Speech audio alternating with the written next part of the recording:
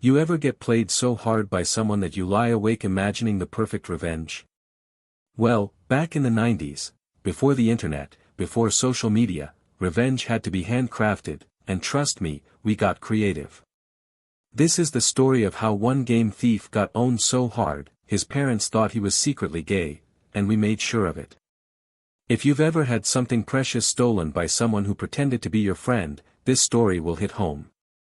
Hit that like button, subscribe, and settle in, because you're about to hear how we turned Betrayal into one of the most legendary comebacks of the decade. Back in the 90s, being a PC gamer was like being in a secret club. Games were expensive, rare, and without the internet, you had to go out of your way just to get your hands on them. Me and my best friend were obsessed, ordering titles like Doom 2, The Settlers, and Monkey Island through international airmail. They weren't cheap, so we came up with a system. We'd take turns buying games, then trade and copy them for each other, complete with whatever quirky copy protection they came with. We were careful, respectful, and passionate. Until the new kid showed up. He came in halfway through the school year, acting like he was better than everyone. His claim to fame? His uncle supposedly had a massive PC game collection. Naturally, we saw opportunity. We offered to trade, real games, originals. And at first, he played along. But little by little, things got suspicious. We'd hand over our original floppies, and in return, nothing but corrupted disks. Missing files. Broken copies. Excuses. Weeks turned into months. It was like death by 1,000 paper cuts. We never got a single working game back. Worse yet, the ones we gave him came back scratched, damaged, or didn't come back at all. The Settlers? Gone. Doom 2. Toasted. Monkey Island. Floppy disks warped and unreadable.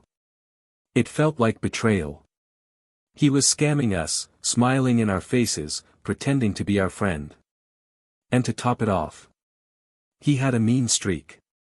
He used to mock me for being a Queen fan, making nasty comments about Freddie Mercury being gay. His family was ultra-conservative, the kind where any hint of nonconformity was treated like a sin. He'd laugh at me, sneer, and try to embarrass me in front of others. That's when my best friend and I hit our limit. We wanted revenge. Not just petty revenge, but something smart, surgical, and unforgettable. The opportunity came during a school-organized AIDS awareness event. This was the 90s, and public fear and education around AIDS were still in full swing after Freddie Mercury's death. The event handed out flyers, free condoms, and pamphlets with bright logos from the AIDS Foundation. That night, sitting in my room next to my inkjet printer, one of the only ones in the school, I had a spark of brilliance. We'd write him a letter.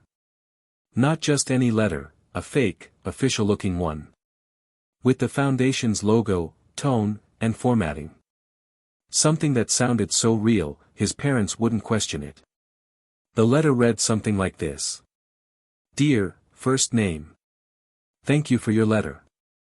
We understand it's difficult being open about being homosexual and you have many questions after the event you attended with your class. Please find enclosed a flyer which should answer many of your questions, as well as some condoms. Please practice safe sex at all times. We printed it, folded it carefully, enclosed all the leftover flyers and condoms we had picked up from the event, and addressed the envelope not to him, but to Mr. Last Name. That way, we guaranteed that his father would open it first. We sealed it, stamped it, and mailed it off. And then, we waited. It took about 2 days before we saw the fallout, and oh my God, it was glorious. The moment he walked into class, you could tell something was off. His eyes were red. His shirt wrinkled. And he didn't speak to anyone. By lunch, the rumors had already started. His mother had found the letter and freaked out. Tears, yelling, total meltdown. His dad was furious, convinced his son was secretly gay and trying to hide it. The poor guy got grounded for weeks. And the best part? He thought the letter was real. That we had contacted the AIDS Foundation in his name. For the first time, the smug look on his face was gone. He walked around with his head down, avoided eye contact, and didn't even bother bullying anyone for days. Eventually, he figured it out. We couldn't help ourselves, we kept fishing, asking if he'd gotten anything in the mail. Our smirks gave it away. He confronted us. And we confessed. That led to one last twist in the tale, a trip to the principal's office. Both sets of parents were called in. His dad wanted blood. But when we calmly explained that he had stolen dozens of games, returned them broken, and relentlessly mocked us for our music and beliefs, something shifted. We didn't get expelled. Just a warning. Maybe even a thank you in the principal's eyes, though he couldn't say it out loud. In the end, the kid who thought he could steal from everyone and walk away laughing ended up humiliated in his own home, by a pair of quiet nerds with a printer and a plan. Our games may have been scratched and lost, but that revenge. It lives rent-free in my head to this day. Even 30 years later, I still smile thinking about the sheer precision of it. Sometimes, karma doesn't need to be loud. It just needs to be creative. And when someone crosses the line between annoying and cruel, a little well-aimed justice can go a long way. If this story hit you right in your justice-loving soul, smash that like button and drop a comment below. What would you have done in our place? And don't forget to subscribe for more insane, true revenge stories every week, because sometimes, payback is the only answer.